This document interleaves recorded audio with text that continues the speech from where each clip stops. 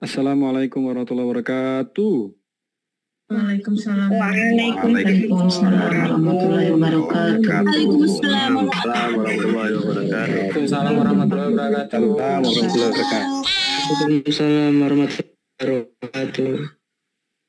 Masya Allah, semangat banget semuanya nih. Luar biasa. Baik, suara saya terdengar dengan jelas ya. Baik, kita mulai. Sudah pukul 8:02 waktu Indonesia Barat di jam saya. Kita langsung mulai saja. A'udzubillahi minasyaitonirrajim. Bismillahirrahmanirrahim. Alhamdulillahilladzi hadana li hada wa ma kunna linahtadiya laula an hadanallah. Asyhadu an la ilaha illallah wahdahu la syarikalah wa asyhadu anna Muhammadan abduhu wa rasuluh. Allahumma salli ala sayyidina Muhammad wa ala ali sayyidina Muhammad. Rabbi shrah li sadri wa yassir li amri wahlul 'uqdatam min lisani yafqahu qawli. Allahumma rabbana anzil alaina ma'idatan minas sama' takunu lana 'idan li awwalina wa akhirina wa ayatan minka warzuqna wa anta khairur razikin. Allahumma faqihna fiddin wa alimna ta'wil. Baik Bapak Ibu yang dirahmati Allah, sehat selalu. Mudah-mudahan Bapak Ibu dimanapun berada, dari Sabang sampai Merauke, Allah berikan lindungan berupa kesehatan, berupa waktu yang luang hari ini. Kita sama-sama bersyukur kepada Allah Subhanahu wa Ta'ala, karena Allah Subhanahu wa Ta'ala memberikan dua hal tersebut. Kita sehat, kita diberikan waktu luang, sehingga malam hari ini kita bisa menggunakan waktu tersebut untuk terus beramal solih. Mudah-mudahan Allah catat aktivitas kita malam hari ini, kita spending kuota kita, waktu kita untuk belajar, mudah-mudahan Allah catat sebagai pahala, sebagai amal ibadah. Amin Allahumma amin. Bapak Ibu rahmati Allah, kita bersalawat kepada Nabi SAW dengan sama-sama melafazkan Allahumma sholli ala Sayyidina Muhammad wa ala Sayyidina Muhammad. Bapak Ibu yang sudah hadir, saya pengen tahu dong ini dari mana aja. Coba chat di kolom komentar. Ibu Mahmudah Banyuwangi hadir. Nah gitu. Malang hadir. Dok Haris Jakarta Barat. Rusmini Purbalingga, Masya Allah, Bogor. Makassar, Singapura, luar biasa. Baik, sambil kita menunggu Tuan Guru masuk ke ruang Zoom, saya mengajak Bapak Ibu semuanya untuk berkenan berbagi link Zoom-nya ke saudara-saudara, ke keluarga, ke teman-teman, ke kontak WhatsApp-nya. Sodakoh share. Sedekah share. Di Bapak Ibu yang punya grup-grup yang menurut Bapak Ibu layak untuk mendapatkan kajian malam hari ini, silahkan di-share. Baik, ada yang baru pertama kali ikut? Luar biasa, dari banyak ini ya, banyak kota. Ada yang baru pertama kali ikut? Saya baru pertama kali. Katakan saya. Ada yang baru pertama kali? Banyak ya? 10 lebih, 8, 11. Tidak sebanyak pekan yang lalu. Pekan yang lalu kita sama-sama menyaksikan Tuan Guru ngisi live langsung dari kota Mekah sana. Luar biasa, full dihadiri di Zoom 1000 dan di YouTube itu kisaran 800-an orang yang tercatat ya. Baik, sudah 545 orang.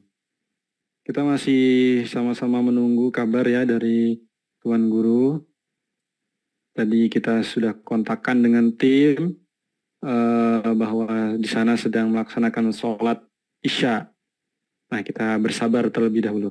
Bapak Ibu rahmati Allah, insya Allah malam hari ini temanya spesial, kita akan bahas fikih. Jadi sesuai dengan nasihat apa yang disampaikan oleh guru kita waktu di kajian terakhir ya, majelis terakhir, bahwa kita harus seimbang fikih, adab, dan akhlak. Nah, fikih ini nanti kita akan bahas persoalan 5 hukum.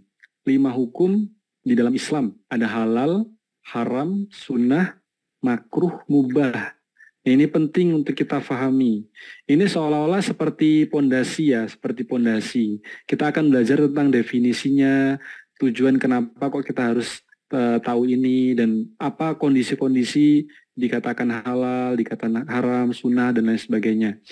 Nah, karena ini adalah seperti pondasi, ibarat rumah, kalau pondasinya nggak kuat, pondasinya jelek, maka akan roboh. Nah, penting bagi kita untuk memahami hal-hal tersebut. Jadi kita dalam beragama tidak salah kaprah.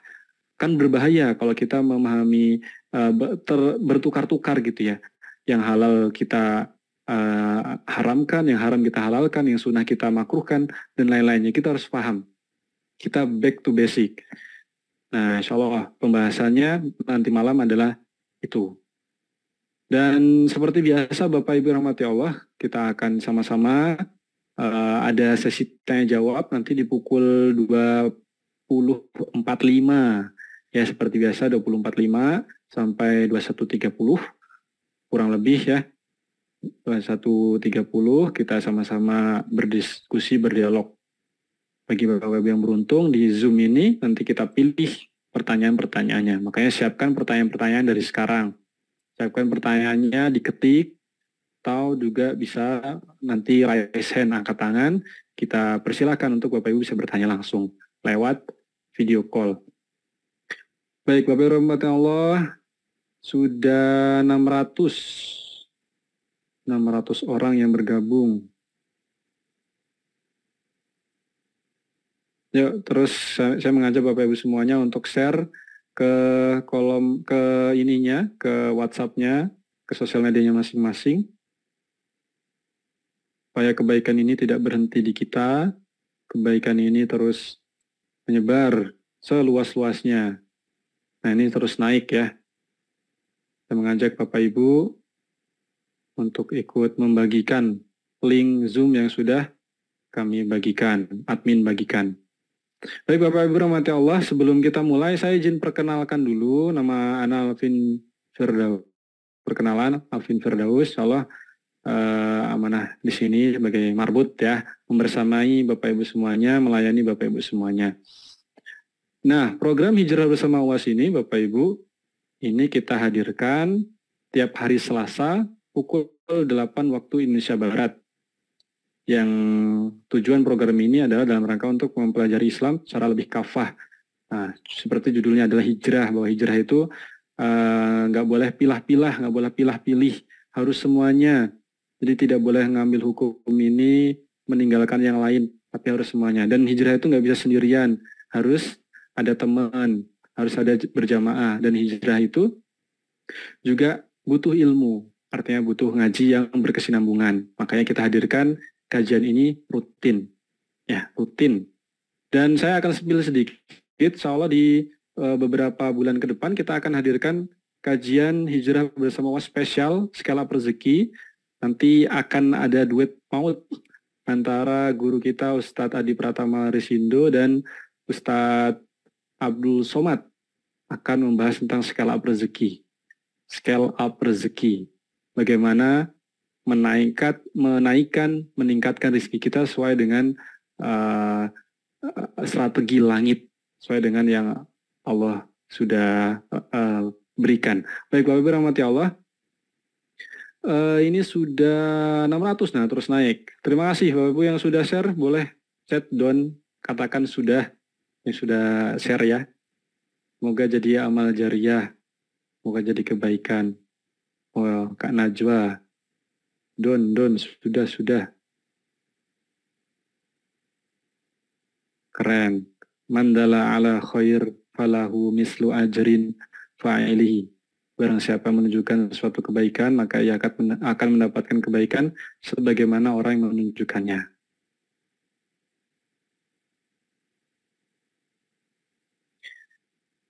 Baik, yang baru pertama kali ikut, saya pengen tahu apa harapannya, apa hope-nya. Kenapa sih kok mau bergabung di program ini begitu? Ada yang baru pertama kali ikut? Coba, apa harapannya? Pengen dapat apa? Pengen dapat apa dari program ini? Pengen dapat teman kah? Pengen dapat ilmu, dapat ridho Allah. Saya sudah lama hijrah bareng. Ingin istiqomah dalam mencari ilmu. Pengen konsisten ikut kajian. Semoga menjadi pribadi yang lebih baik. Insya Allah. Kak Wita. Harapannya sepenuhnya hijrah dan dapat jawaban dari pertanyaan-pertanyaan. Insya Allah. Mendapat ilmu bermanfaat agar bisa menjadi kepala rumah tangga yang baik. Masya Allah. Tambah ilmu. Pengen dapat ilmu dan ridho Allah. Ridhonya Allah, nambah wawasan, ingin lebih baik. Biar nggak salah jalan. Pengen dapat ilmu, Masya Allah. Nggak ada yang salah, harapannya. Semuanya betul, Insya Allah. Kita aminkan, mudah-mudahan mendapatkan apa sesuai dengan apa yang diniatkan. Innamal a'malu binniyat.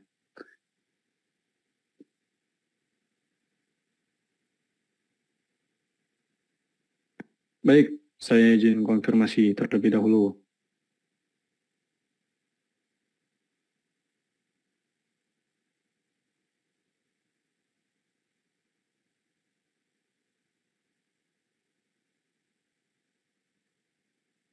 Bentar lagi ya.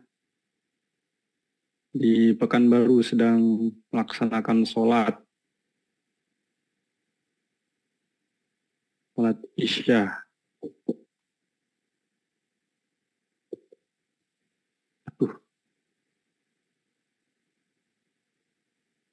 Pengen nambah ilmu.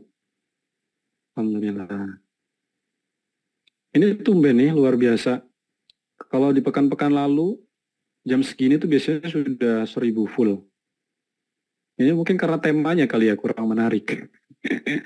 Temanya terlalu gampang, Bang Alvin.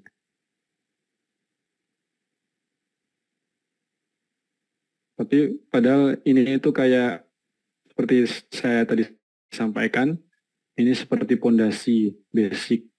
Hal yang basic inilah justru yang menyelamatkan. Kalau kita salah kaprah di hal yang basic,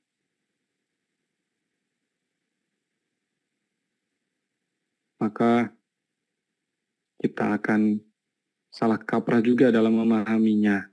Baik, sudah ada di tengah kita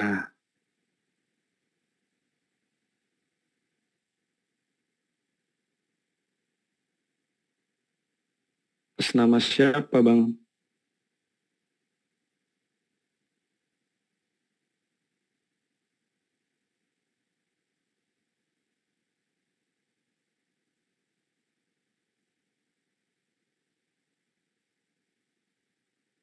Fikih ini malah yang paling top.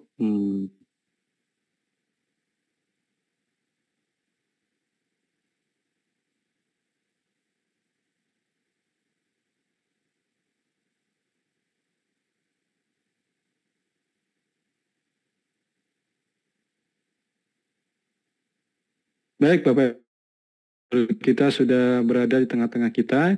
Insya Allah, malam hari ini kita akan mempelajari fikih dasar, bagaimana definisi juga penerapan tentang 5 hukum Islam, halal, haram, sunnah, makruh, dan mubah.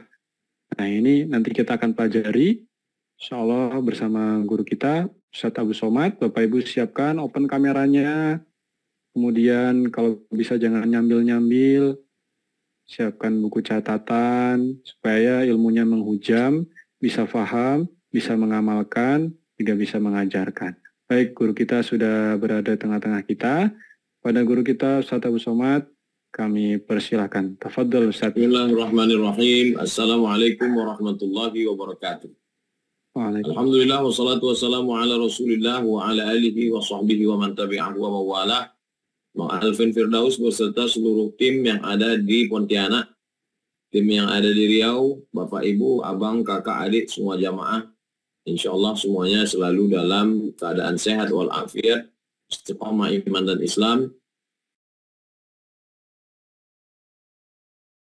Nah, kita pada malam hari ini adalah 5 hukum taklifi. Taklifi artinya yang dibebankan kepada manusia. Kalau perintahnya itu kuat, namanya wajib. Kalau perintahnya kurang kuat, namanya sunnah. Kalau larangannya kuat, namanya haram. Kalau larangannya kurang kuat, namanya makruh. Recording in progress. Tidak disuruh, tidak dilarang, itu namanya mubah. Jadi 5 kotak ini jangan diotak-atik 5 kotak yang sudah ditetapkan oleh para ulama. Saya ulang sekali lagi. Kalau perintahnya kuat, wajib. Kalau perintahnya kurang kuat, sunat. Jadi yang sunat jangan naikkan ke wajib. Yang wajib, wajib. Yang sunat, sunat. Kalau larangannya kuat, haram. Kalau larangannya kurang kuat, makruh. Yang makruh jangan naikkan ke haram. Tidak diperintahkan, tidak dilarang. Tidak disuruh, tidak dilarang. Maka hukum yang kelima namanya mubah. Mubah artinya boleh. Ini kita akan bahas satu persatu. Yang pertama, perintahnya kuat, wajib. Yusabu fa'iluhu, orang yang melaksanakannya dapat pahala. Wa yu'aqabu tarikuhu, orang yang meninggalkannya dapat dosa dan dapat hukuman. Perintahnya kuat. Contoh, wa aqimus shalah, dirikanlah salat. Aqimis salata liduluki syamsi ila ghasaqil laili wa qur'an al-fajri, dirikanlah salat. Ini dari ayat Al-Quran. Adapun dari hadis Nabi SAW, Bunyal Islamu ala khamsin. Bangunan Islam ini, dasar bangunannya, pondasinya ada 5. Yang pertama, syahadatu an la ilaha illallah. Bersyahadat, tiada Tuhan selain Allah. Wa anna Muhammadan Rasulullah. Nabi Muhammad adalah Rasul utusan Allah. Wa iqamis salah. Menegakkan salat. Jadi yang namanya wajib ini, ada kalanya dalam bentuk kata perintah, sholatlah. Atau dalam bentuk kata penekanan makna. Islam ini bangunan, fondasi utamanya adalah sholat. Atau dalam bentuk ancaman. Man taraka sholata muta'ammidan. Siapa yang meninggalkan sholat secara sengaja. Faqad kafara jihara. Maka kafirlah dia secara nyata. Jadi ancaman itu mengandung makna lil wujub, bahwa perbuatan itu wajib. Contoh yang kedua tentang puasa. Ya ayyuhalladzina amanu kutiba alaikumus syiyam. Wahai orang yang beriman, wajib bagi kamu melaksanakan puasa. Itu jelas-jelas dikatakan kutiba artinya furidha, wujiba. Wajib bagi kamu melaksanakan puasa. Lalu kemudian zakat. Wa atuz zakah. Tunaikanlah zakat. Alladzina yu'tuna zakah, mereka menunaikan zakat. Ada ancaman yang luar biasa. Walladzina la yunfiquna amwalahum fi sabilillah. Orang-orang yang tidak mengeluarkan zakatnya. Lalu kemudian bagaimana nanti? Walladzina yaknizuna adh-dhahaba wal fiddata. Yang menumpuk emas dan perak, wala yunfiquna fi sabilillah. Mereka tidak menggunakannya, menunaikan zakatnya. Fabashshirhum bi'adzabin alim. Ini dia ancaman. Sampaikan kepada mereka, mereka akan terkena azab yang amat sangat menyakitkan. Yauma yuhma 'alaiha. Nanti hartanya itu akan dipanaskan, dibuat mendidih emas dan perak simpanannya itu. Fatuqwa biha jibahuhum. Ditimpakan ke keningnya. Wa junubuhum. Ke ususnya. Wa zuhuruhum. Ke pundaknya. Lalu kemudian dikatakan kepada dia, hadza ma kanaztum, inilah harta yang dulu kamu tumpuk, fadhuqu ma kuntum taknizun. Rasakanlah akibat dari menumpuk harta. Ini beberapa contoh dari perintah wajib. Salat, zakat, puasa. Ada wajib tapi terikat dengan sesuatu. haji, wajib. Tapi ada ikatannya. Ikatannya kalau mampu. Walillahi 'alan nasi hajjul bait. Allah mewajibkan bagi manusia melaksanakan haji. Siapa yang wajib? Man istata'a ilaihi sabila. Siapa yang mampu. Artinya yang tidak mampu dia tidak wajib. Yang mampu, mampu secara finansial, mampu kesehatan, mampu keilmuan, maka dia melaksanakan ibadah haji. Man wajada sa'atan. Siapa yang punya kelapangan rezeki, falam yahuj. Tidak mau dia melaksanakan ibadah haji. Mata mitatan jahiliyah. Matinya mati jahiliyah. Ini adalah ancaman bagi orang yang tidak mau melaksanakan ibadah haji. Ini namanya wajib. Perintahnya kuat, namanya wajib. Di bawah wajib ada namanya sunnah. Sunat ini selalu diartikan yusabu fa'iluhu wa la yu'aqabu tariku. Orang yang melaksanakannya dapat pahala. Yang tidak melaksanakannya tidak dihukum. Sholat, ada sholat sunat. Sholat sunat tahiyatul masjid. Sholat sunat duha. Yusabu fa'iluhu. Yang melaksanakannya dapat pahala. Wa la yu'aqabu tarikuhu. Yang meninggalkannya tidak dapat dosa. Itu definisi sunat. Ada puasa sunat. Puasa Senin Kamis. Puasa Ayyamul Bait 13, 14, 15, 16. 13, 14, 15. Puasa Asyura 9, 10, 11. Atau 9, 10. Atau 10, 11. Puasa 6 hari di bulan Syawal. Nanti disebut dengan sunat. Yusabu fa'iluhu. Yang melaksanakannya dapat pahala. Wala yu'aqabu tariku. Orang yang meninggalkannya tidak dihukum. Ini sunat menurut ahli fikih. Sunat itu terbagi 3. Ada sunat menurut ahli fikih. Ada sunat menurut ahli usul fikih. Ada sunat menurut ahli hadis. Sedangkan sunat menurut ahli hadis. Ma udhifa ila Nabi sallallahu alaihi wasallam min fi'lin aw qaulin aw taqririn aw sifati khalqiyatin wa khuluqiyatin. Menurut ahli hadis yang disebut dengan sunnah itu, sunnah adalah sesuatu yang keluar dari diri Nabi, sesuatu yang berdasar dari Nabi, sesuatu yang bersumber dari Nabi. Qaulin, ucapan Nabi, au fi'lin, perbuatan Nabi, au taqririn, ketetapan Nabi, au sifati khalqiyatin, fisik Nabi, wa khuluqiyatin, atau kebiasaan pembawaan sifat natural dari Nabi. Maka itu disebut dengan sunnah. Maka selalu orang menyebut ini sunnah ini. Maksudnya adalah ucapan, perbuatan, ketetapan, fisik Nabi, dan pembawaan kebiasaan Nabi. Itu disebut dengan sunnah. Menurut ahli hadis. Sedangkan sunnah menurut ahli usul fiqih adalah ucapan, perbuatan, ketetapan Nabi yang mengandung hukum. Jadi yang tidak mengandung hukum, ya dia tidak disebut dengan sunnah. Ucapan, perbuatan, ketetapan Nabi yang mengandung hukum. Karena konsentrasi orang usul fikih itu adalah usul artinya dasar. Fikih, hukum. Dasar hukum. Jadi kalau Nabi mengucapkan sesuatu, itu menjadi dasar hukum. Nabi melakukan sesuatu, itu menjadi dasar hukum.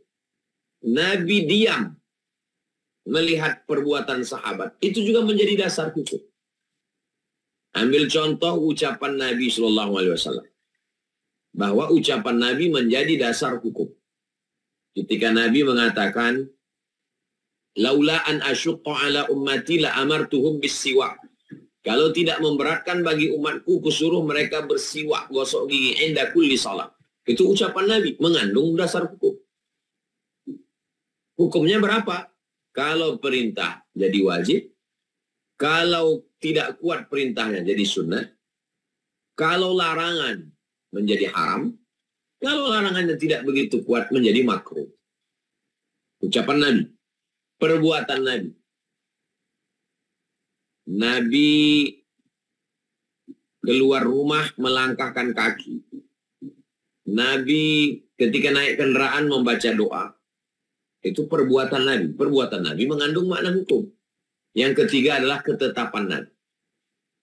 Ketetapan Nabi maksudnya Nabi mengakui perbuatan sahabat. Maka kalau Nabi menyuruh, namanya qauli, ucapan. Nabi melakukan, namanya fi'li. Nabi setuju dengan perbuatan sahabat, itu namanya takrir. Ketetapan dari Nabi SAW. Contoh, Nabi diundang dalam sebuah undangan makan. Lalu ada sahabat Nabi yang makan bob. Bob itu bentuknya seperti biawak. Tapi tidak makan bangkai seperti tempat kita. Dia hidupnya di gurun, kadal. Bob namanya. Tulis saja bob dengan huruf ba, bob. Kalau di Mesir ada dijual. Bob.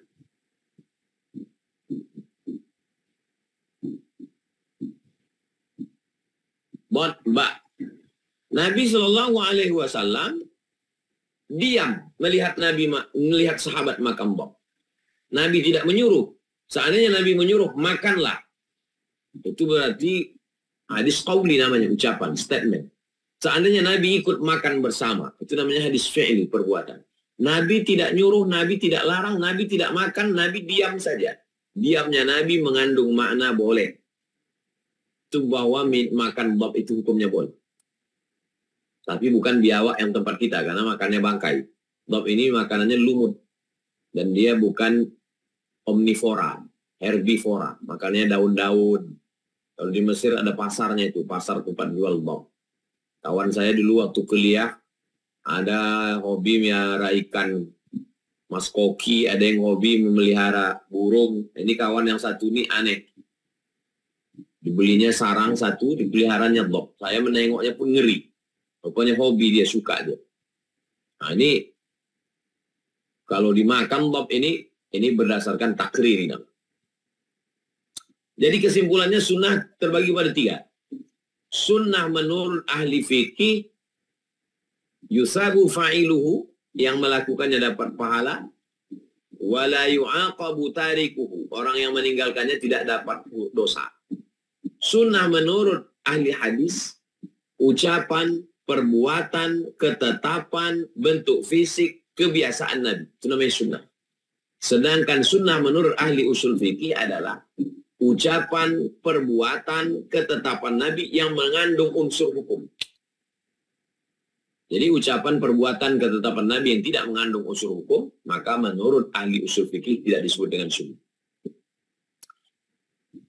Kembali kepada kotak dua tadi. Kalau perintahnya kuat namanya wajib, perintahnya kurang kuat namanya sunnah. Sekarang antara yang kuat dengan kurang kuat ini ada kotak di tengah. Perintahnya kuat, wajib. Perintahnya kurang kuat, sunnah. Antara kuat dengan kurang kuat ini ada pertengahan. Namanya sunnat mu'akkad. Sunnah mu'akkadah bahasa Arabnya. Kita selalu sudah populer istilahnya disebut dengan sunnat mu'akkad. Ini sunnat mu'akkad ini. Contohnya sunnat mu'akkad adalah berkurban. Berkurban itu sunnat mu'akkad. Apa bedanya dengan sunat? Kalau sunat itu diperintahkan Nabi SAW, tapi penekanannya tidak terlalu kuat. Dia ditekan secara kuat, tapi tidak sampai kepada wajib. Itu dia di sunat muakkad.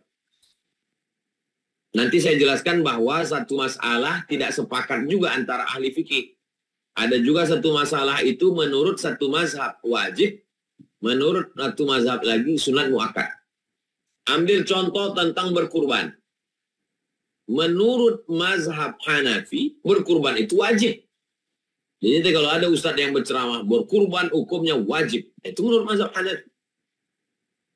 Sedangkan menurut mazhab Maliki, mazhab Syafi'i, mazhab Hambali, berkurban hukumnya tidak wajib. Hanya sunat muakkad. Sunat yang amat sangat ditekankan. Sunat muakkad penekanannya lebih daripada sunat yang biasa. Sholat witir. Sholat witir menurut mazhab Hanafi wajib. Makanya kemarin datang Syekh Salim Abu Asim, Profesor Dr. Syekh Salim Abu Asim. Pas mau tidur malam, dia mau sholat witir. Karena dia mazhabnya Hanafi. Hampir setiap malam pas mau tidur dia sholat witir dulu. Karena bagi mereka sholat witir itu wajib. Kok bisa? Yaitu ijtihad. Menurut Imam Hanafi, Imam Abu Hanifah, witir ini wajib. Kenapa? Karena Nabi tidak pernah meninggalkannya. Muwazabah, dilaksanakan Nabi secara terus-menerus. Kalau begitu wajib. Sedangkan mazhab Syafi'i melihat dia tidak wajib. Kenapa? Karena Nabi tidak menyebutkan secara tekstual, letterlik, tidak ada kalimat yang mengatakan wajib. Nah, ini yang disebut dengan ikhtilaf. Ikhtilaf artinya perbedaan pendapat antara satu mazhab dengan mazhab yang lain.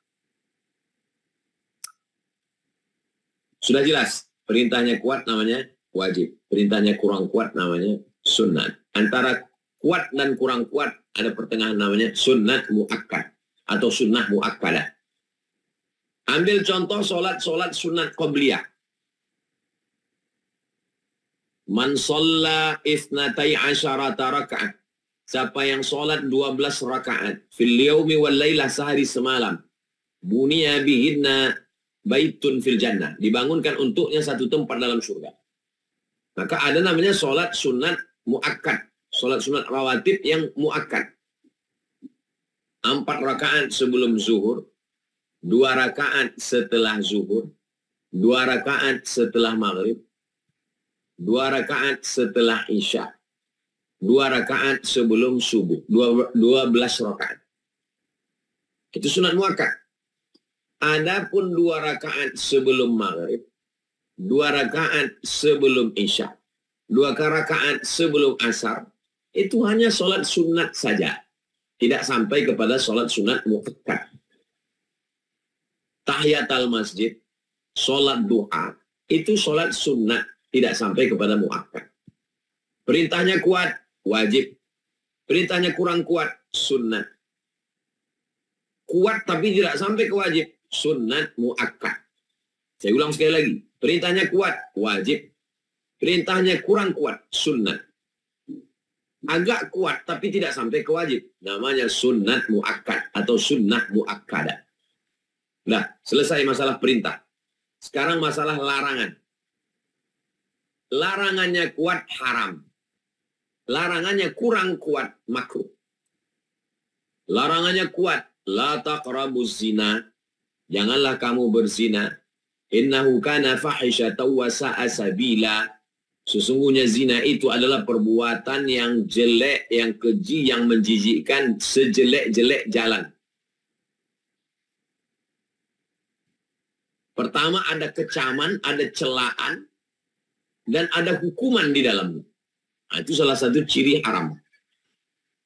Az-zaniyatu pezina perempuan, wazani pezina laki-laki. Fajlidu kulla wahidin minhuma mi'ata jaldah, cambuklah mereka 100 kali kalau belum nikah. Asy-syaikhu laki-laki yang sudah menikah. Wasyaikhatu perempuan yang sudah menikah. Idza zanaya kalau dia berzina, farjumuhumal battah, rajamlah dia, lempar batu sampai mati. Haram. Karena larangannya sangat-sangat kuat. Minum khamar. Innamal khamru khamar. Wal maisir judi. Wal ansab menyembelih binatang itu berhala. Wal azlam mengundi nasib.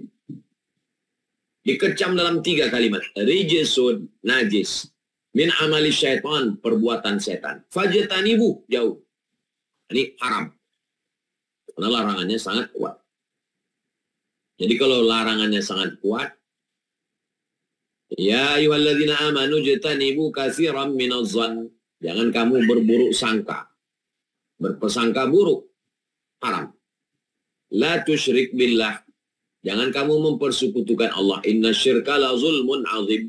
Sesungguhnya syirik itu adalah perbuatan yang amat sangat zalim, sangat besar, sangat besar. Nah, jadi ini contoh larangan haram.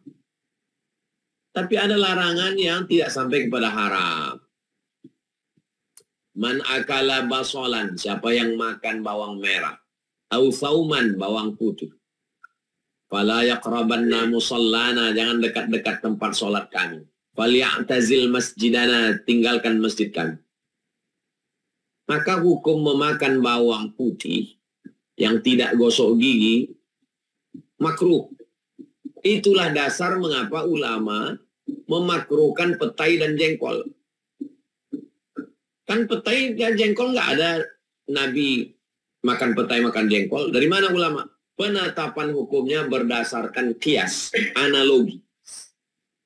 Kalau bawang putih, bawang merah dimakan mentah, tidak gosok gigi mengeluarkan bau, maka petai dan jengkol juga baunya lebih dahsyat.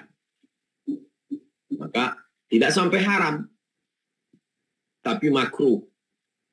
Nah, ini beberapa dasar hukum. Bahan mentahnya 10. Quran, hadis, ijma', qiyas, syar'u man qablana, saddu zara'i, qaulus sahabi, istihsan, istishab, urf. Tapi yang disepakati 4. Quran, hadis, ijma', qiyas. Yang 6 lagi ikhtilaf antar mazhab. Quran, hadis, ijma', qiyas, syar'u man qablana, saddu zara'i, qaulus sahabi, istihsan, istishab, urf.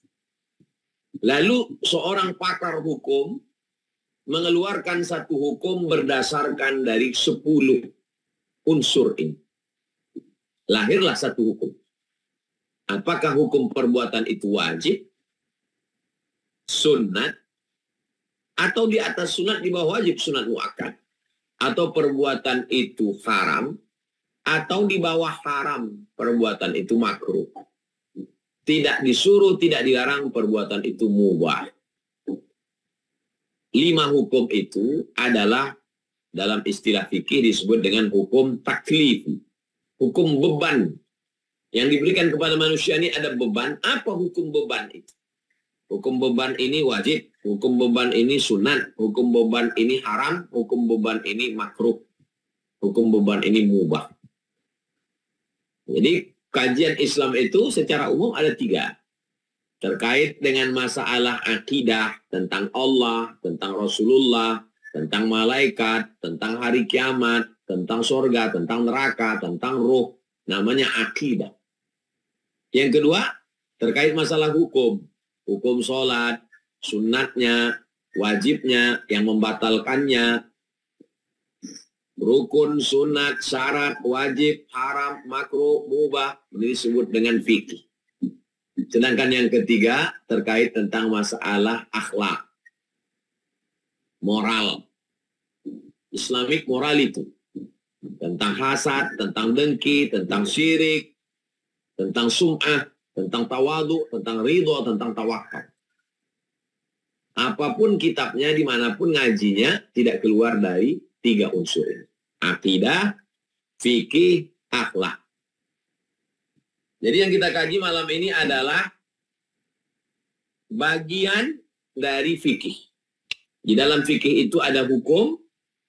Hukum itu sumbernya berdasarkan dalil-dalil dari agama Islam. Ambil contoh. Apa hukumnya makan? Pergi kita ke sungai, kita menemukan satu hewan. Apa hukumnya kita makan hewan itu? Maka pertama lihat di Quran, ada tidak dalam Quran?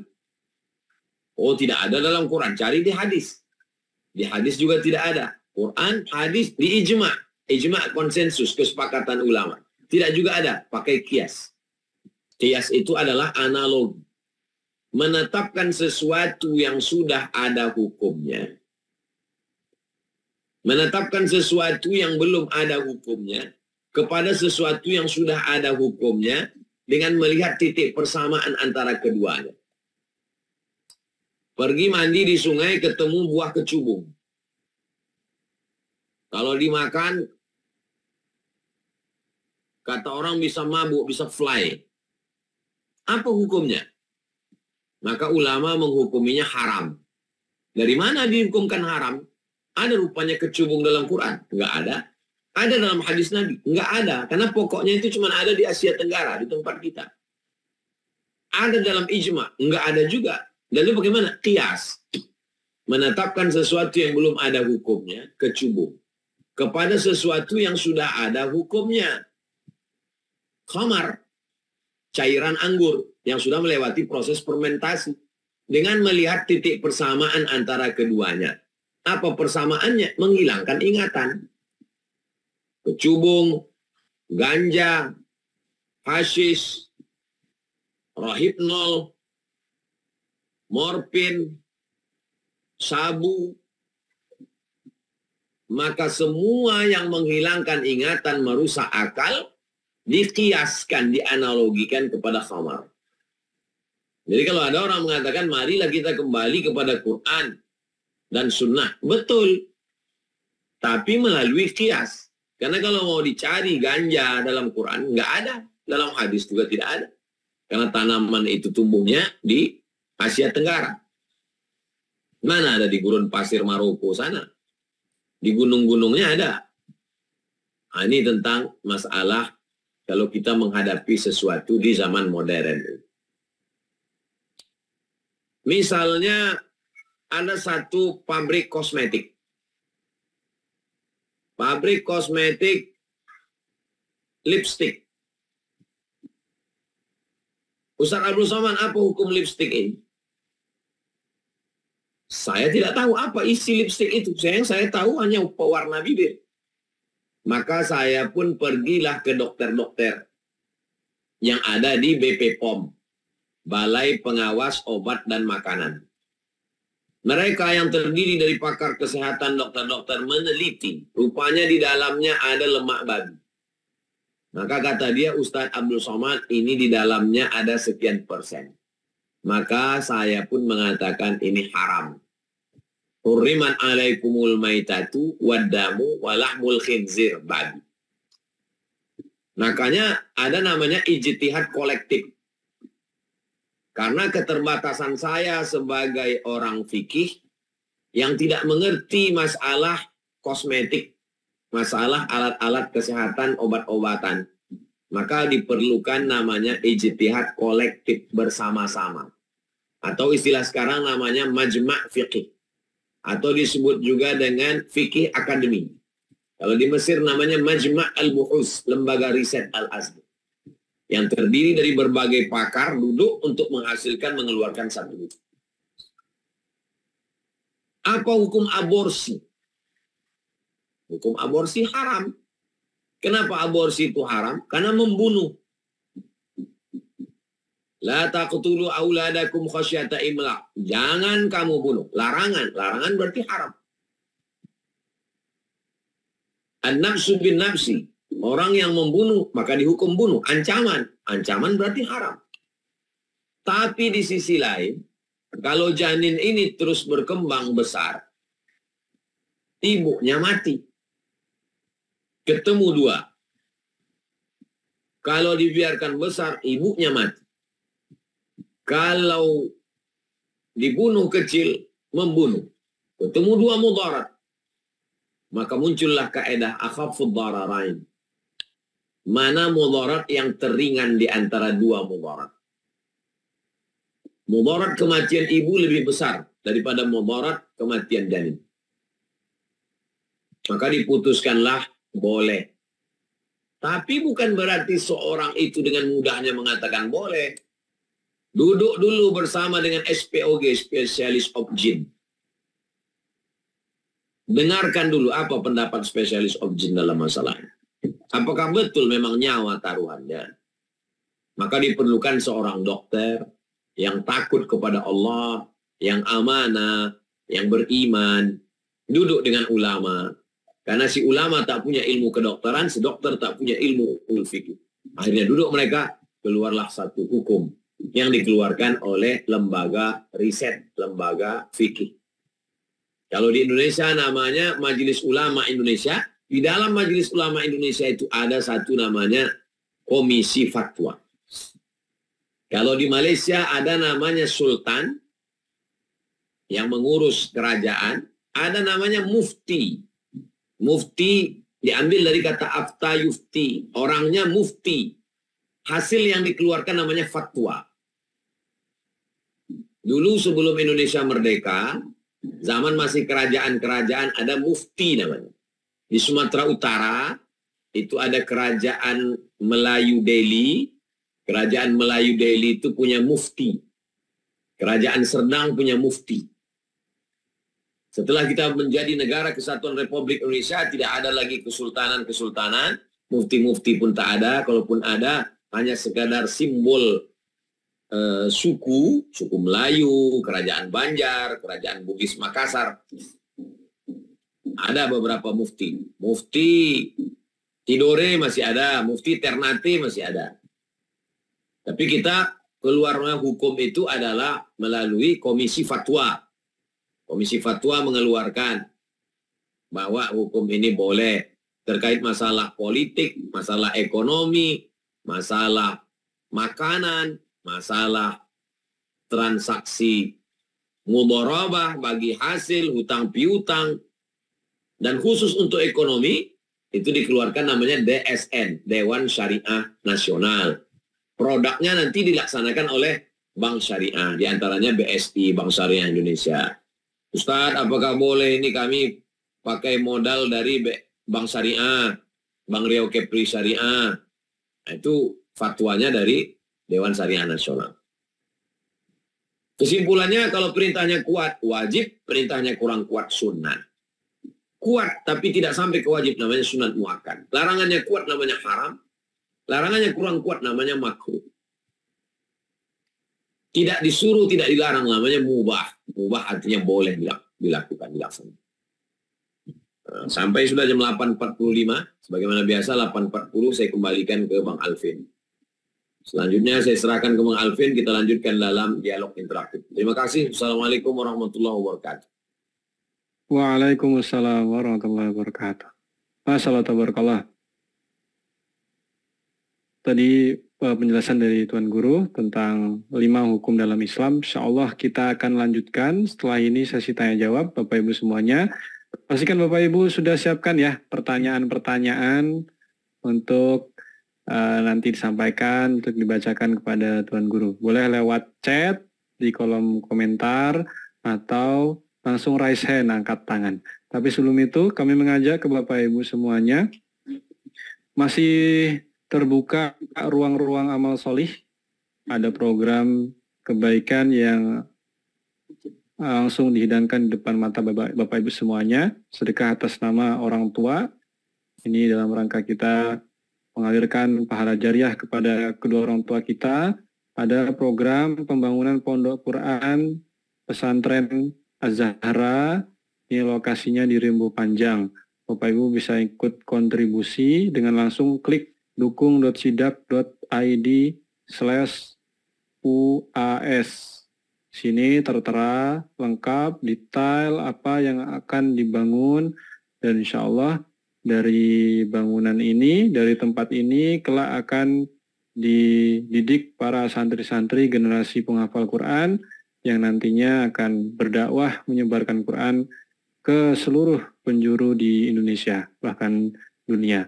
Bapak Ibu, bagi yang ingin ikut kontribusi, saya akan bagikan link di kolom chat ya, di kolom chat. Silakan klik saja dukung.sidak.id/UAS. dukung.sidak.id/UAS. Baik, saya langsung buka kolom chat supaya Bapak Ibu bisa bertanya. Dan kalau yang sudah berdonasi boleh katakan don gitu. Baik. Belum ke jamaah, ada satu pertanyaan yang mengganjal di saya, Ustadz. Bagaimanakah sikap kita terhadap sunnah, Ustadz? Salahkah kita ketika kita beranggapan bahwa meninggalkan sunnah itu sebuah perbuatan yang biasa aja? Kan sunnah nggak wajib gitu. Apakah salah, Ustadz, kita menganggap sunnah itu sepele?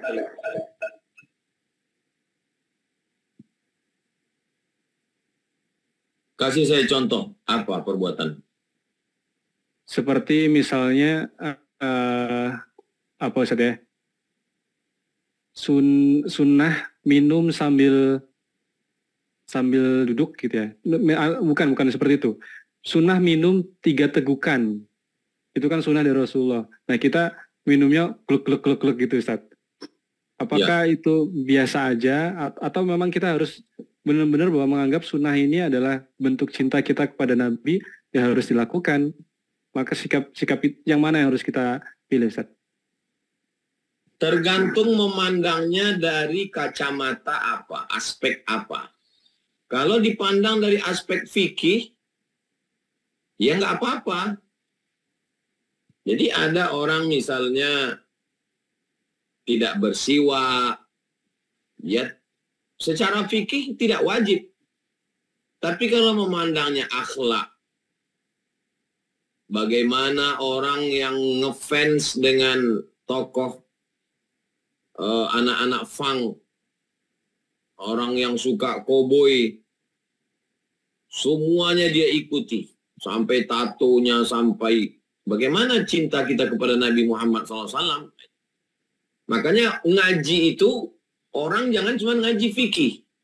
Nanti kalau ngaji fikih aja, itu dia kering sekali. Halal haram hitam putih.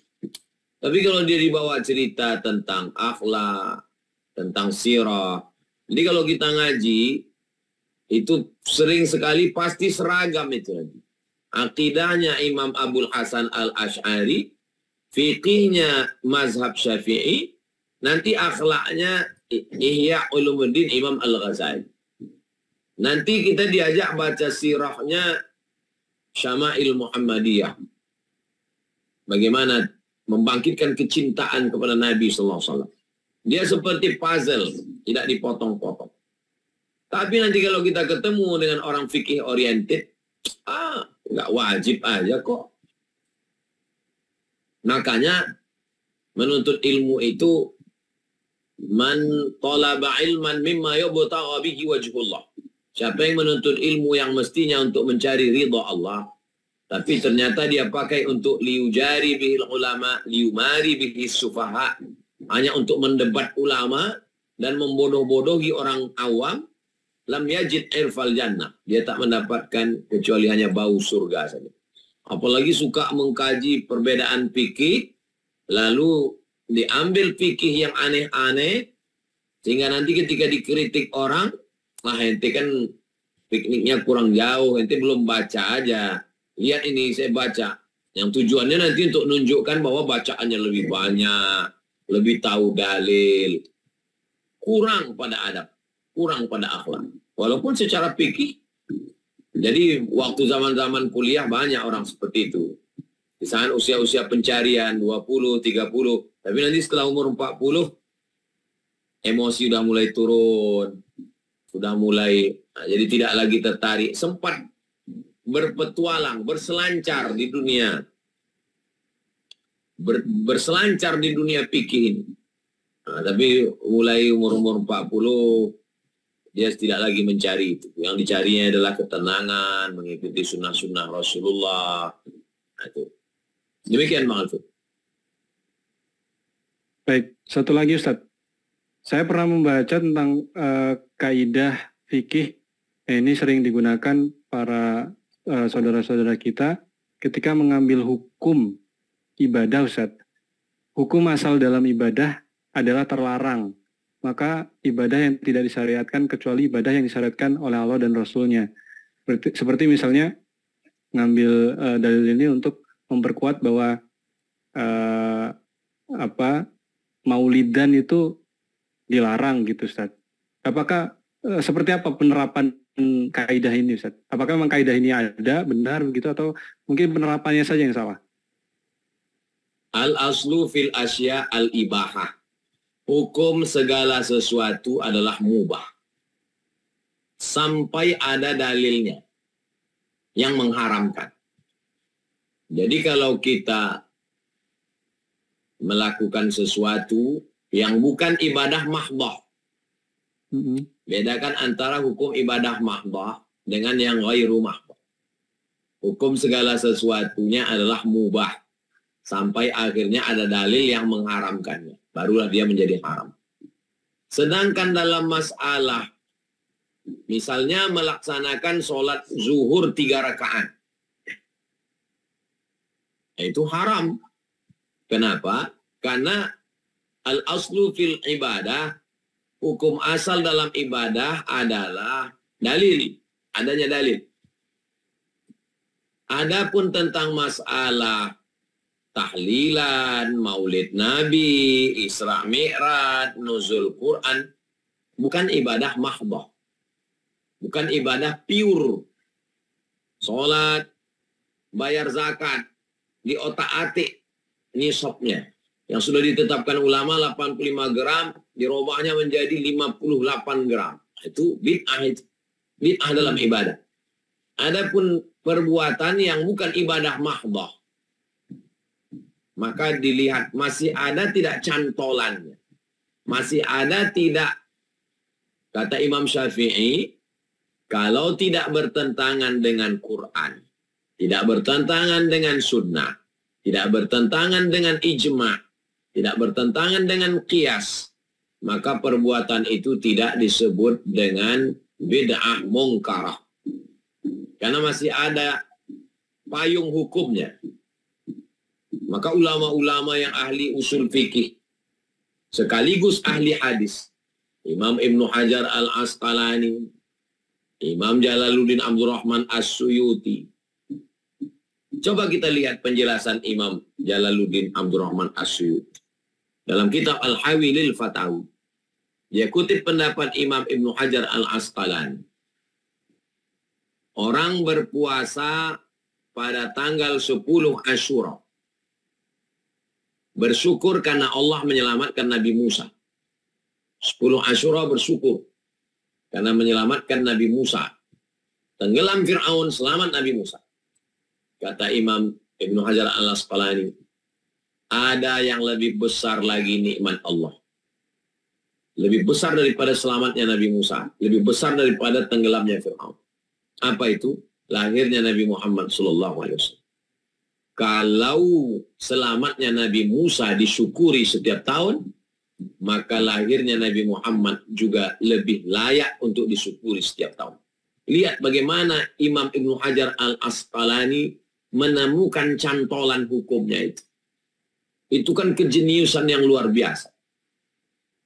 Apa berani membid'ahkan Imam Ibnu Hajar al-Asqalani, baca Sahih Bukhari, nanti sanadnya kan ke Imam Ibnu Hajar al-Asqalani. Khataman Sahih Bukhari. Sanadnya mana? Imam Ibnu Hajar al-Asqalani.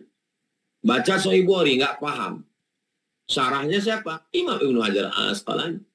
Jadi orang kalau ngaji dia, menghatamkan Sahih Bukhari, membaca syarahnya, dia menjadi orang yang insaf, menjadi orang yang dapat menerima pendapat orang lain.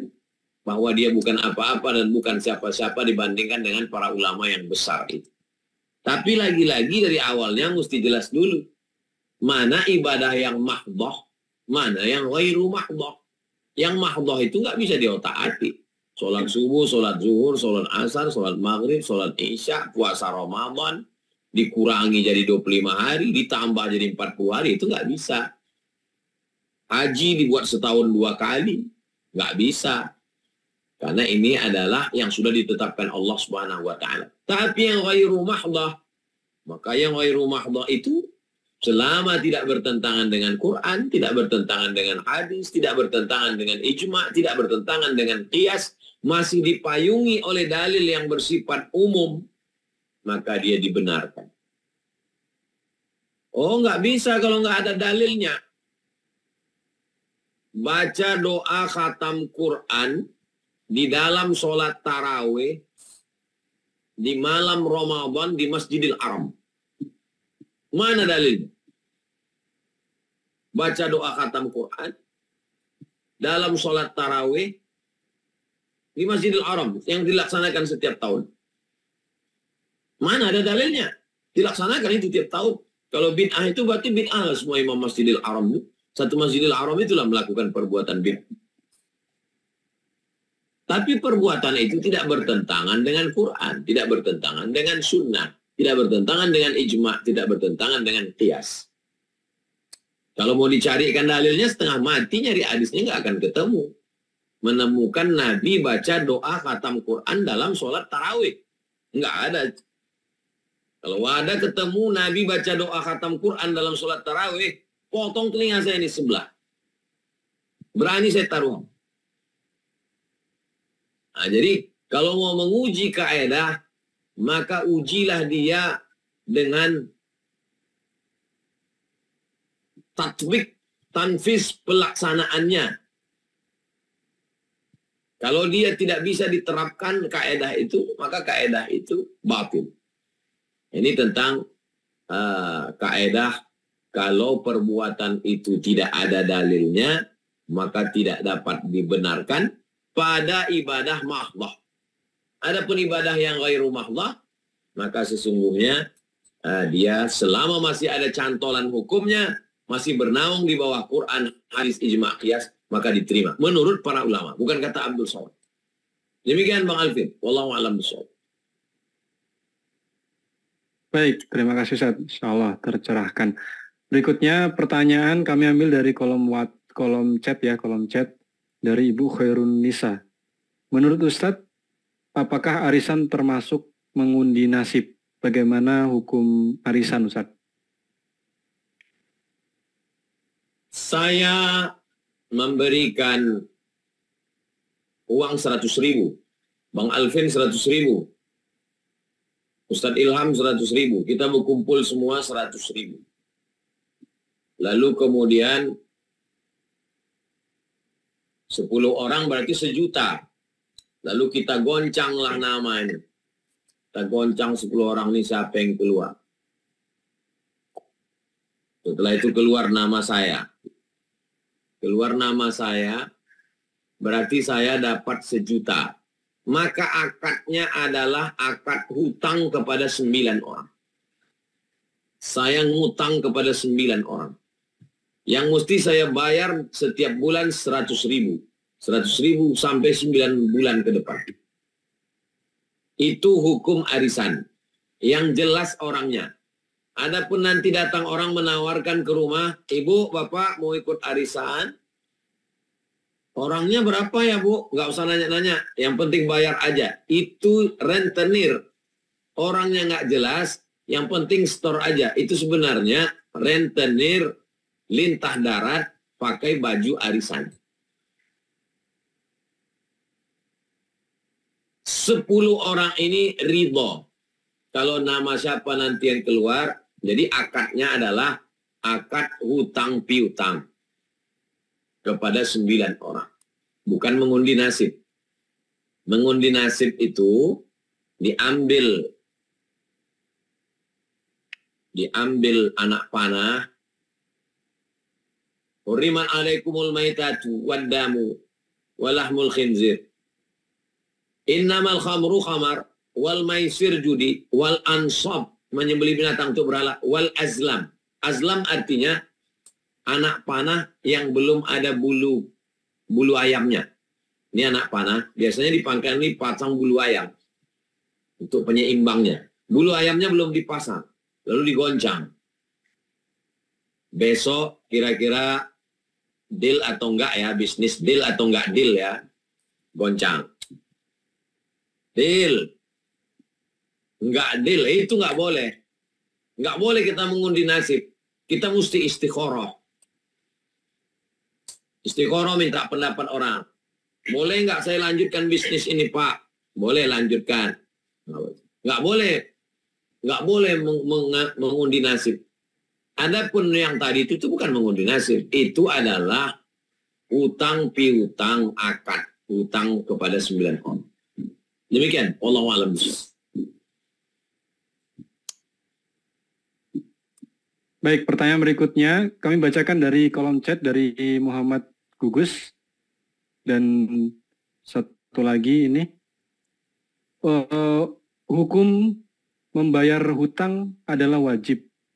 Kalau misalkan kita berhutang, kemudian kita mau membayar tapi tidak menemukan orangnya lagi. 2 kondisi Ustaz. Pertama tidak menemukan, yang kedua orangnya meninggal. bagaimana harus membayarnya? Bolehkah disedekahkan?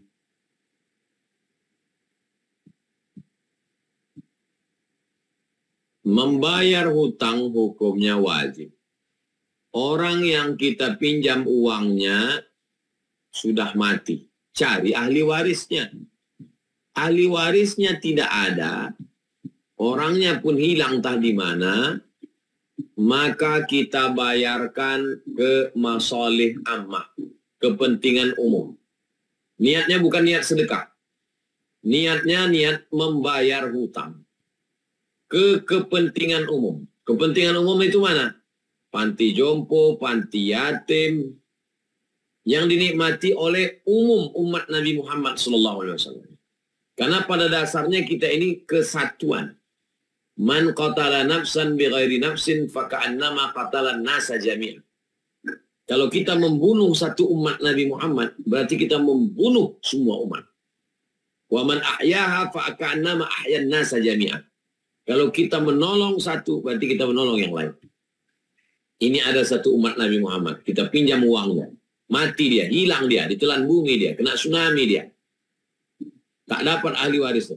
Kita serahkan kepada umatnya yang lain. Karena ini adalah satu kesatuan umat. Ajaran yang mengajarkan big state, negeri besar sedunia, itu ajaran Islam. Pernah terwujud dan akan terwujud di akhir zaman. Nah, jadi kita serahkan kepada masalih ammah, kepentingan umum. Niatnya bukan niat sedekah. Niatnya membayar hutang. Kubayarkan hutangku ini kepada fulan yang hilang, kepada almarhum fulan. Anak ahli warisnya aku tak jumpa. Lillahi ta'ala. Demikian Bang Alfi. Wallahu a'lam bishawab. Baik, terjawab ya Bapak Muhammad Gugus. Langsung ini di kolom chat lumayan banyak pertanyaan bagus-bagus. Dari Bapak Sam. Assalamualaikum Tuan Guru, izin bertanya bagaimana hukum bekerja di bank konvensional?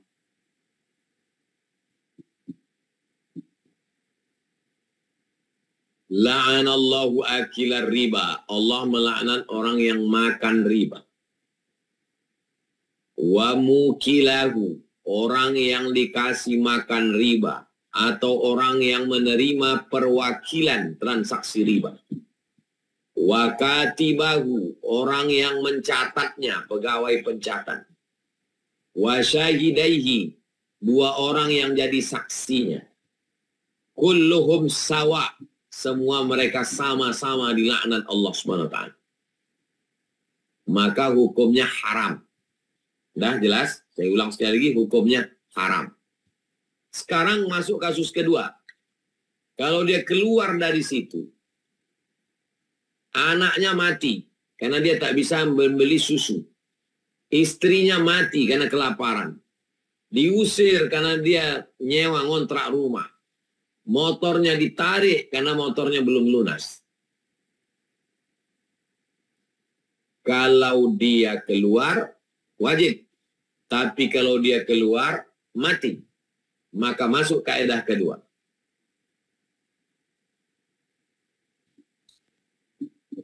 Memilih dua mudarat teringan. Masuk ke dalam hutan, mudaratnya tak ada makanan. Mati atau makan babi. Tak boleh pilih mati. Karena ada mudarat yang teringan. Jadi dia sementara dapat pekerjaan yang layak. Sebulan, 2 bulan, 3 bulan. Jangan seumur hidup. Selama sebulan ini cari pekerjaan. Yang gajinya tidak sebanyak itu. Tapi insya Allah halal. Berkah. Kita minta rezeki yang berkah. Keluar dari situ. Carilah yang halal, yang berkah. Demikian penjelasannya. Wallahu a'lam bishawab. Baik, yang di chat kita cukupkan ya. Kita langsung masuk ke sesi tanya jawab untuk para jamaah yang open kamera dan angkat tangan. Saya persilahkan kepada Bapak Dok Haris Official. Silakan Bapak, sampaikan pertanyaannya. Assalamualaikum Tuan Guru. Dan Waalaikumsalam warahmatullahi wabarakatuh. Ya, alhamdulillah untuk kesempatannya. Yang ingin saya tanyakan, apa hukum membaca Al-Quran, Ustaz? Apakah diwajibkan membaca setiap hari atau tidak gitu? Lalu kedua, hukum merayakan ulang tahun yang sebenarnya kayak cuman kayak makan-makan bareng keluarga aja, itu merayakan ulang tahun seperti itu gimana Ustaz? Tanpa ada tiup lilin, tanpa ada nyanyi-nyanyi, itu boleh nggak Ustaz? Yang ketiga itu kayak kalau misalnya saya kayak kebiasa melakukan sholat sunnah witir sebelum tidur. Kalau saya nggak lakukan itu rasanya kayak nggak serak gitu Ustaz, nggak enak hati gitu Ustaz. Jadi saya paksakan untuk sebelum tidur itu saya selalu untuk sholat witir gitu Ustaz. Apakah itu saya merubah suatu yang sunnah menjadi wajib Ustaz? Sekian Ustaz. Assalamualaikum warahmatullahi wabarakatuh. Waalaikumsalam warahmatullahi wabarakatuh. Hukum membaca Quran ada kalanya wajib. Kapan baca Quran itu wajib? La salata, tidak sah salat liman lam yaqra' bi Fatihatil Kitab. Tidak sah salat bagi orang yang tidak baca Al-Quran. Maka membaca Al-Quran dalam salat, membaca Al-Fatihah wajib. Tidak membaca Al-Fatihah berarti batal salat. Karena baca Fatihah rukun salat. Maka membaca Al-Fatihah, membaca ayatnya sunat. Wal maghdubi alaihim waladdallin. Amin. Allahu Akbar. Sah. Tapi membaca ayatnya sunat. Qul wallahu ahad, Allahu samad. Sunat. Sekarang di luar sholat. Apa hukum membaca Al-Quran itu? Maka membaca Al-Quran ada kalanya wajib. Dari mana kita tahu sholat itu wajib? Ya dari Al-Quran. Wa aqimus sholat. Tapi bagi kita yang sudah tahu, mengulang bacaannya itu adalah sunat.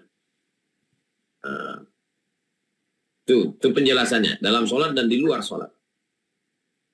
Maka kita diajarkan, kalau di kampung saya, tradisi kami orang Melayu, kalau laki-laki sebelum sunatan, sebelum khitan, biasanya kami sunatan, khitanan itu kelas 6 SD. Nah, nanti ada acara berhatam kaji. Kalau perempuan, sebelum akad nikah, jadi 2 hari sebelumnya ada acara khataman namanya. Sampai sekarang masih dilaksanakan itu di Riau, di Sumatera. Acara khataman. Alhamdulillah di sekolah-sekolah kita di Indonesia, wisuda khataman baca Quran. Bahkan tahfiz Quran. Bagus. Yang kedua, bersyukur nikmat lahir ke dunia. Apa hukumnya? Nabi ditanya, kenapa engkau puasa hari Senin ya Rasulullah? Kata Nabi, zaka yauma wulidtu. Hari Senin aku dilahirkan. Nabi bersyukur kepada Allah hari lahirnya dengan cara berpuasa. Tapi cara bersyukur kepada Allah ada kalanya dengan puasa, ada kalanya dengan sholat, ada kalanya dengan sedekah. Saya bersyukur pada Allah karena umur saya sudah 46 tahun. Lalu saya berpuasa. Baik, beribadah kepada Allah, tak ada maksiat. Saya bersyukur kepada Allah karena saya sudah sehat hidup. Lalu saya undang kawan-kawan saya makan, baca doa. Tak ada masalah. Di mana letak masalahnya? Ketika meniup lilin dan memanjatkan doa. Itu adalah tradisi kaum paganisme. Jauh sebelum Nabi Isa. Kaum pagan penyembah berhala. Yang meniup api untuk memanjatkan doa. Tradisinya itu yang dibuang. 3. Hukum sholat witir menurut mazhab Hanafi wajib. Tapi menurut mazhab yang lain tidak wajib, sunnah. Bagaimana kalau kita mewajibkan diri kita? Melazimkan, melakukan sesuatu secara terus-menerus. Setiap mandi berwudu. Setiap mandi berwudu. Kalau nggak berwudu rasa nggak enak. Sebelum berangkat sholat sunat. Sebelum berangkat sholat sunat. Baik, nggak salah. Itu namanya proses pembiasaan. Allah bisa karena biasa. Saya sampai hari ini setiap mandi berwudu. Setiap mandi berwudu. Sehingga kalau saya mandi, insya Allah saya enggak. Habis mandi, wudu, nanti kalau ada orang ngajak sholat, saya langsung sholat. Karena saya setiap habis mandi, pasti saya berwudu. Tapi itu tidak menjadi wajib. Karena kalau dia menjadi wajib, tidak dilaksanakan, berarti haram. Hanya sekedar proses pembiasaan diri. Allah bisa karena biasa. Tidak merubah hukumnya. Demikian. Wallahu a'lam bishawab. Baik, Mas Allah. Kita langsung saja ke peserta berikutnya. Kami persilakan Ibu Rianti. Silakan open mic-nya, Ibu. Sampaikan pertanyaannya. Assalamualaikum warahmatullahi wabarakatuh. Ustaz. Waalaikumsalam warahmatullahi wabarakatuh. Ustaz, bagaimana ya hukumnya kalau misalkan kita sholat ini, sholat apa namanya, membayar sholat yang sudah pernah ditinggalkan di masa lalu, terus sudah itu saya bayar sholat zuhurnya itu saya bayar, tapi kadang-kadang saya nggak tahu yang saya tinggalkan itu sholat zuhur atau jadi saya kadang-kadang hanya membayar di waktu sholat subuh. Kadang-kadang kalau waktunya karena berhubung kaki saya juga nggak mampu berlama-lama gitu Ustadz. Terus kaki saya sholat ini kadang-kadang saya sholat sunnah qobliyatan atau ba'diyatan. Saya kadang-kadang membayar, kadang-kadang nggak membayar sholat yang saya tinggalkan itu di waktu zuhur, tapi subuh saya bayar, zuhur kadang-kadang saya bayar, kadang-kadang enggak. Terus asar juga enggak, kadang-kadang dibayar gitu. Itu bagaimana Ustadz? Karena berhubung saya terus terang Ustadz, saya itu enggak begitu bisa karena berhubung kaki saya ini nggak bisa tahan lama-lama duduk berdiri gitu Ustadz.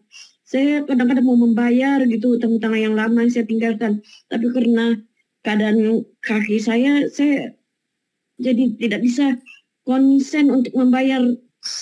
Kadang sewaktu saya bisa aja saya bayar, kadang-kadang saya bayar cuma itu ya gitu Ustadz. Bagaimana hukumnya itu Ustadz? Terima kasih. Assalamualaikum warahmatullahi wabarakatuh.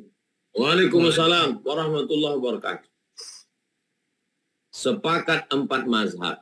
Paling tua mazhab Hanafi. Nomor 2 mazhab Maliki. Nomor 3 mazhab Syafi'i. Nomor 4 mazhab Hambali. Bahwa sholat yang tinggal itu wajib diqadha. La kafarata laha illa dzalik. Tidak ada yang bisa menebusnya kecuali qadha. Teknis cara mengqadhanya, selesai sholat kita qadha. Habis sholat zuhur kita sholat qadha. Usalli fardhu zuhri 4 raka'atin qadha'an. Saya sholat zuhur 4 rakaat qadha. Saya tidak bisa berdiri Ustaz, qadha'nya duduk saja. Qadha duduk. Duduk, tak bisa berdiri, sakit kaki, duduk. Allahu Akbar. Allahu Akbar kabira walhamdulillahi katsira subhanallahi bukratan wa asila. A'udzu billahi minasyaitonir rajim. Bismillahirrahmanirrahim. Alhamdulillahi rabbil alamin arrahmanir rahim maliki yaumiddin iyyaka na'budu wa iyyaka nasta'in ihdinas siratal mustaqim siratal ladzina an'amta 'alaihim ghairil maghdubi 'alaihim waladdallin. Amin. Bismillahirrahmanirrahim. Qul huwallahu ahad. Allahus samad lam yalid wa lam yulad wa lam yakul lahu kufuwan ahad. Allahu Akbar. Subhana rabbiyal azim wa bihamdihi. Sami Allahu liman hamidah. Bana lakal hamdu mil'us samawati wa mil'ul ardi wa mil'u ma syi'ta min syai'in ba'du. Allahu Akbar. Subhana rabbiyal a'la wa bihamdihi. Allahu Akbar. Rabbi firli warhamni wajburni warfa'ni warzuqni wahdini wa'afini wa'fu anni.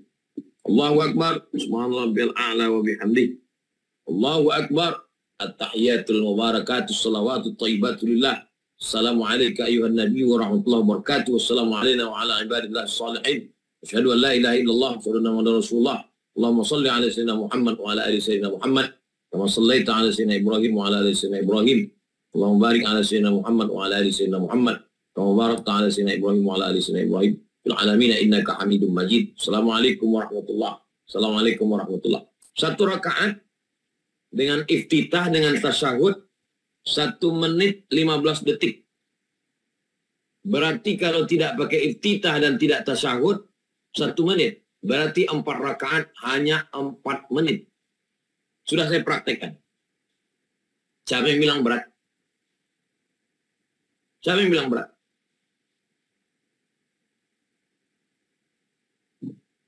Setiap selesai salat, qadha. Habis zuhur, qadha zuhur. Habis asar, qadha asar. Habis maghrib, qadha maghrib. Habis isya, qadha isya. Habis subuh, qadha subuh. 1 rakaat dengan iftitah dan tasyahud sudah kita praktekkan 1 menit 15 detik. Bagaimana dengan yang tidak ada iftitah? Yang rakaat 3, rakaat 4 yang hanya Fatihah. Siapa yang bilang berat? Wallahu a'lam bishawab. Demikian Bang Alfi. Baik.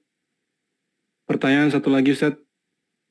Di tengah terguncangnya Palestina dianjurkan untuk membaca doa kunut nazilah, Ustaz.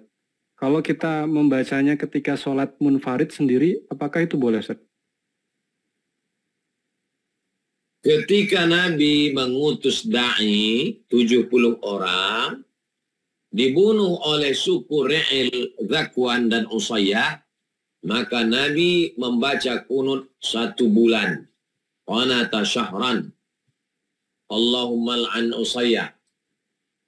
Allahumma al'an Zakwan. Allahumma al'an. Laknatlah balik Zakwan, Usayyah. Itu 1 bulan. Bagaimana kalau sholat sendirian? Maka kita baca kunut nazilah. Sami Allahu liman hamidah di rakaat terakhir. Sami Allahu liman hamidah. Rabbana lakal hamdu mil'us samawati wal ardi mil'u ma syi'ta min syai'in ba'd. Allahumma hdini fiman hadait wa 'afini fiman 'afait, tawallani fiman tawallait, wa barik li fima atait, wa qini bi rahmatika syarra ma qadait. Fa innaka taqdi wa la yuqda 'alaik wa innahu la yadhillu man walait wa la ya'izzu man 'adait. Tabarakta rabbana wa ta'alait. Falakal hamdu 'ala ma qadait. Nastaghfiruka wa natubu ilaik. Allahumma ansur ikhwanana al-mujahidin al-mustad'afina fi Falastin. Allahumma ansur ikhwanana al-mujahidin fi Falastin. Allahumma dammir a'da'aka a'da'ad-din. Allahumma syattin syamlahum wa farrid jam'ahum waj'al kaidahum fi nuhurihim. Allahumma ansur man nasaraddin. Wa sallallahu ala sayyidina Muhammad wa ala alihi wa sallam walhamdulillahi rabbil alamin. Allahu akbar. Kunut nazilah pada subuh, zuhur, asar, maghrib, isya, Jumat. Saya kemarin di Brunei Darussalam, sejak COVID sampai sekarang mereka masih kunut nazilah. Sholat isya kunut nazilah, sholat Jumat kunut nazilah. Allahumma dafa'annal ghala wal waba wal baras wal juzam wal COVID-19 wal COVID. Minta jauhkan dari segala musibah. Demikian, wallahu a'lam bishawab. Baik, Masya Allah, tabarakallah. Alhamdulillah, Bapak Ibu yang rahmati Allah, sudah pukul 21.25, menandakan bahwa majelis kita sudah berada di penghujung akhir. Kami minta dari guru, mungkin ada sepenggal kata terakhir penutup untuk mengakhiri majelis malam hari ini. Tafadhol, Ustaz.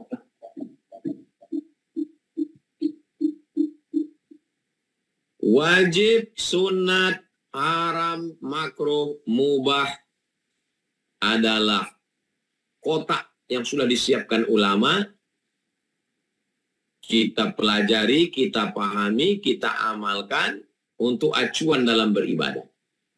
Tapi di samping fikih, kita berakhlak kepada Allah. Kenapa kita sholat sunat? Bukan karena masalah ini sunat, tapi karena kita ingin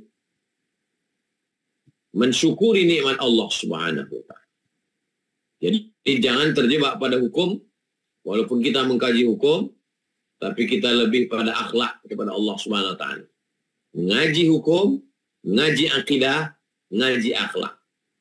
Itu yang sedang kita susun sekarang dalam pertemuan-pertemuan kita. Tema-tema kita tak keluar dari 3. Akidah, akhlak. Demikian Bang Alfi. Baik, dan kami minta kesediaannya kepada Tuan Guru untuk mengakhiri dengan kita sama-sama berdoa. Juga tak lupa kita doakan saudara-saudara kita di Gaza, Palestina. Astaghfirullahaladzim, astaghfirullahaladzim, astaghfirullahaladzim, alladzi la ilaha illa huwal hayyul qayyum wa atubu ilaih. A'udzu billahi minasyaitonir rajim. Bismillahirrahmanirrahim. Alhamdulillahi rabbil alamin. Ar-Rahmanir Rahim. Maliki yaumiddin. Iyyaka na'budu wa iyyaka nasta'in. Ihdinas siratal mustaqim, siratal ladzina an'amta 'alaihim ghairil maghdubi 'alaihim waladdallin. Amin. Allahumma shalli 'ala sayyidina Muhammad wa 'ala ali sayyidina Muhammad. Rabbana 'alaika tawakkalna, kepada Engkau kami bertawakal, wa ilaika anabna, kepada Engkau kami berserah diri, wa ilaikal masir, kepada Engkau kami semua akan kembali. Allahumma ansur ikhwanana al-mujahidin al-mustad'afina fi Palestin. Ya Allah, tolong saudara kami yang lemah, yang sedang berjuang di Palestina. Allahumma dammir a'da'aka a'da'ad-din. Hancurkan musuh-musuhmu, musuh agamamu, ya Allah. Allahumma syaddid syamlahum wa farriq jam'ahum. Hancur leburkan barisan mereka. Buat mereka terpecah, tercerai-berai. Waj'al kaidahum fi nuhurihim. Buat mereka tenggelam dalam tipu daya muslihat mereka. Allahumma ansur man nasarad din. Tolonglah orang yang menolong agamamu, ya Allah. Allahumma harriril masjidil aqsa min aidil yahud. Selamatkan, merdekakan, bebaskan Masjidil Aqsa dari tangan-tangan orang Yahudi. Allahumma wahid sufufana, satukan saf barisan kami. Waj'alna minal mutahabbina bijalalik. Jadikan kami berkasih sayang karena Engkau. Allahumma ja'al syuhada'ana, jadikanlah syuhada-syuhada kami itu syafi'ina lana, mereka nanti memberikan syafaat kepada kami ketika kami menghadap-Mu, ya Allah. Allahumma qawwi imanana, kuatkan iman kami. Wa sahih ajsadana, sehatkan badan kami. Wa ja'alna minar rasyidin, jadikan kami orang yang lurus, berpikir lurus, berkata lurus, beramal lurus. Wafiqna lima tuhibbuhu wa tardah, tanamkan taufik dan ridhamu dalam hati kami. Allahumma faqihna fid din, dalamkan ilmu agama kami. Wa'allimna ta'wil, ajarkan kami pemahaman yang benar. Warzuqna fahmal mursalin, berikan kami pemahaman seperti yang Kau berikan kepada para nabi, rasul-rasulmu, wali-walimu, ya Allah. Rabbana fil lana dzunubana wa liwalidayna warhamhuma kama rabbayana shaghira.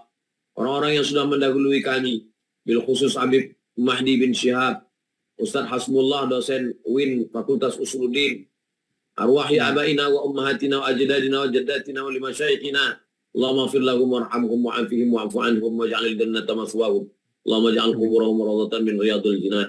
La taj'al quburahum mafratan min farin niran. Wajma'na wa iyyahum ma'al habibil mustafa fi jannatikal ula.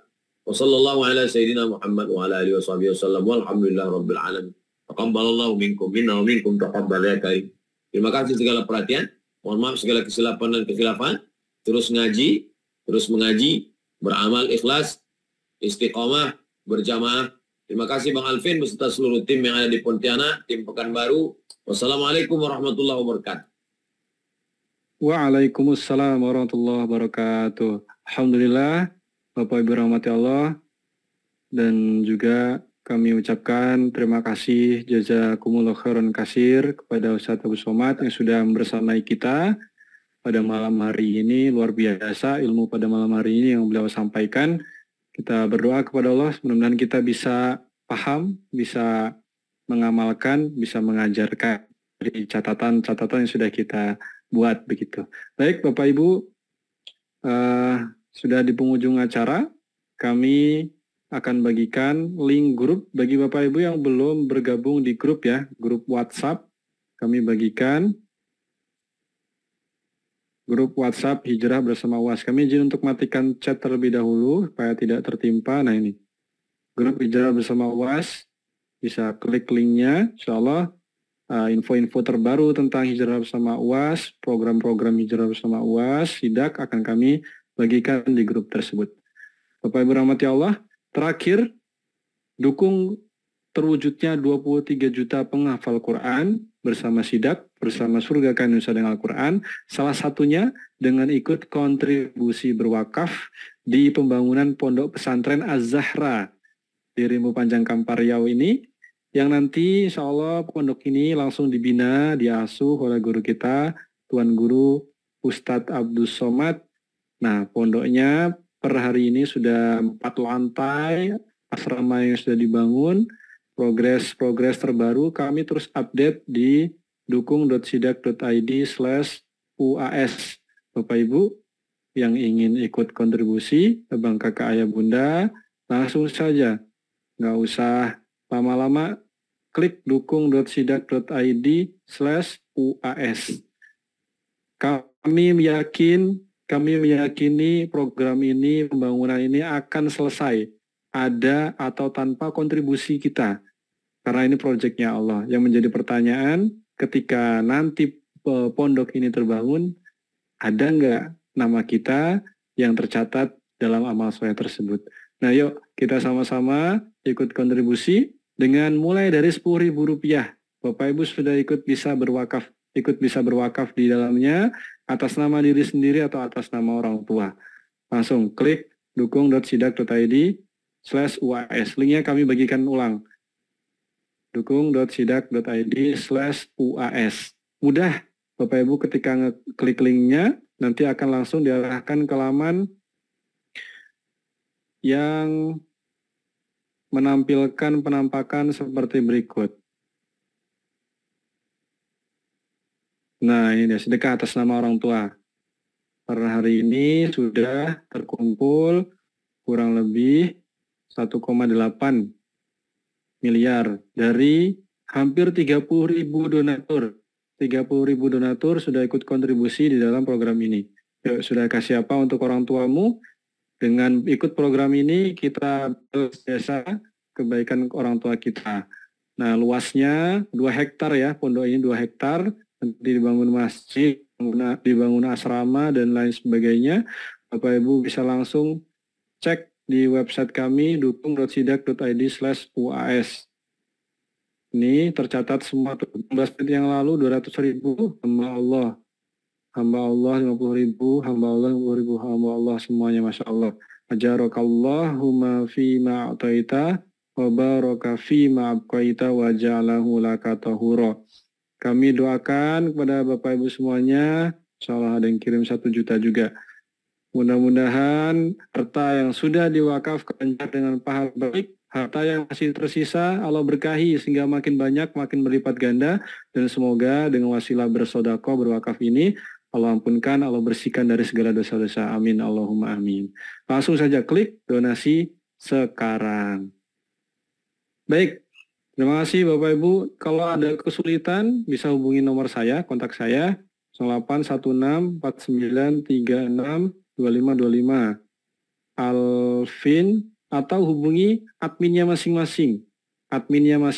Ada Kak Aulia, Kak Jumadah, dan admin-admin yang lain. Silakan dihubungi, Allah akan membantu Bapak Ibu semuanya jika mengalami kendala atau kesulitan.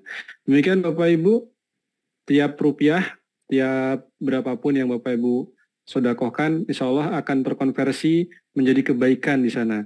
Baik sebongkah batu, kemudian batu bata, seng dan lain sebagainya, insya Allah nanti mengalir pahalanya untuk Bapak Ibu semuanya. Karena di situ lantainya digunakan untuk bersujud, digunakan untuk membaca Quran, digunakan untuk beribadah, digunakan untuk bermajelis ilmu, maka akan terus mengalir pahalanya untuk siapapun yang ikut kontribusi. Langsung saja klik dukung.sidak.id/UAS. Baik, terima kasih Bapak Ibu yang sudah berinfak, boleh katakan don supaya menyemangati yang lain juga.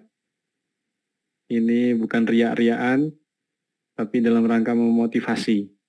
Yang sudah boleh katakan don, proses, Masya Allah. Jazakumullah khair. Terima kasih Bapak Ibu, insya Allah kita berjumpa lagi di pekan depan, di Selasa depan, dengan tema yang akan kita sampaikan sepatnya. Kami, Alvin Firdaus, dan segenap tim yang bertugas, mohon maaf jika ada banyak kekurangan, kritik dan saran boleh disampaikan kepada kami. Insya Allah kritik yang membangun, saran yang membangun, kami terbuka dalam rangka untuk memperbaiki ini semuanya. Kita sama-sama akhiri dengan lafaz hamdalah. Alhamdulillahirabbil alamin, dan doa kafaratul majlis, subhanakallahumma wa bihamdika asyhadu an la ilaha illa anta astaghfiruka wa atubu ilaik. Terima kasih Bapak Ibu, sampai jumpa di pekan depan. Mudah-mudahan kita bisa bertemu, berjumpa langsung secara offline ya, offline, dan berjumpanya nanti di Baitullah. Bismillah ya Allahu Akbar. Jauh di mata namun dekat dalam doa. Sampai jumpa di Baitullah. Assalamualaikum warahmatullahi wabarakatuh.